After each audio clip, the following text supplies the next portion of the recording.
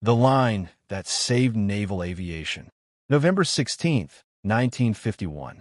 Morning fog slowly lifts over Portsmouth Harbor as Captain Dennis Campbell steps aboard HMS Illustrious. Inside his briefcase lies a single sheet of paper. On it, a crude drawing. Nothing more than a flight deck tilted 10 degrees to the left. It looks harmless, almost childish. Yet within 18 months, this simple sketch would save more naval pilots than any weapon ever created. What Campbell does know is terrifying. In just 1 year, the Royal Navy has lost 43 aircraft during landings. 17 pilots are dead.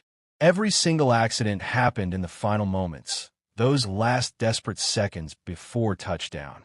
Jets approach at over 140 miles per hour, aiming to catch a wire on a moving deck.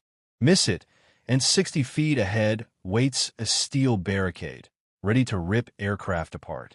Across the Atlantic, the situation is worse. In 1951 alone, U.S. Navy carriers suffered more than 700 fatal or aircraft-destroying accidents, over 2 every day. The Korean War only multiplied the carnage.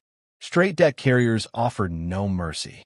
Miss the wires, and you either slammed into the barrier at full power or plowed straight into parked aircraft, creating an instant inferno. The jet age had arrived. Carrier design had not. Jets landed far faster than propeller aircraft. Worse, their engines took seconds, long, deadly seconds, to respond if power was needed. By the time a pilot realized something was wrong, physics had already decided the outcome. Everyone knew the truth. Naval aviation was breaking. The problem wasn't pilot skill.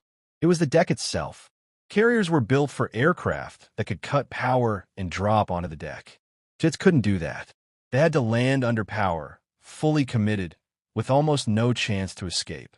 Dennis Campbell wasn't an engineer. He wasn't a test pilot. He was a desk officer assigned to paperwork and coordination. But he had one flaw no credentials could fix. He couldn't ignore. Dead pilots. After attending the funeral of a former student, killed despite a perfect approach, Campbell reached a breaking point. "This is madness," he said. "We're killing them with our own design." He studied reports, interviewed landing officers, and because he wasn't an engineer, he did what engineers often forget to do. He drew pictures. During a train ride to London, the idea clicked.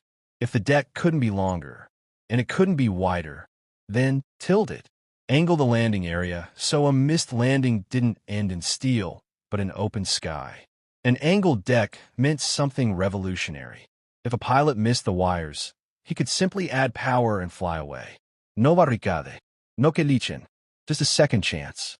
When Campbell presented the idea, the room exploded with laughter and outrage. It violated regulations. It defied tradition. Experts called it amateur nonsense. Until one engineer asked a simple question: "Show me the math." They couldn't disprove it, so they tested it. In 1951, HMS Triumph sailed with nothing more than a painted angled deck. No structural changes. Pilots practiced simulated landings. The predicted chaos never came. Instead, pilots adapted almost instantly. And for the first time, missing the wires wasn't terrifying. They just flew away. What began as paint became steel. The British proved it worked. The Americans tested it reluctantly, then embraced it completely. The first real angled deck carrier changed everything. Bolters, missed landings, no longer meant death. Accident rates collapsed. Fatalities plummeted. Pilots who once accepted death as part of the job now flew with something they'd never had before: margin for error. By the late 1950s, every major navy in the world adopted the angled deck. Even those who initially rejected it quietly followed. Today, every aircraft carrier on Earth uses the same concept. The same 8-degree angle Campbell sketched in 1951. Dennis Campbell never sought fame. He skipped ceremonies, redirected praise to engineers, attended funerals instead of celebrations. When he died at 92, newspapers gave him a few paragraphs. But every carrier landing since 1953 tells the real story. Thousands of pilots lived, because one man refused to accept that this is how it's always been done. Sometimes history doesn't change with explosions. Sometimes it changes with a pencil, a piece of paper, and someone stubborn enough to ask.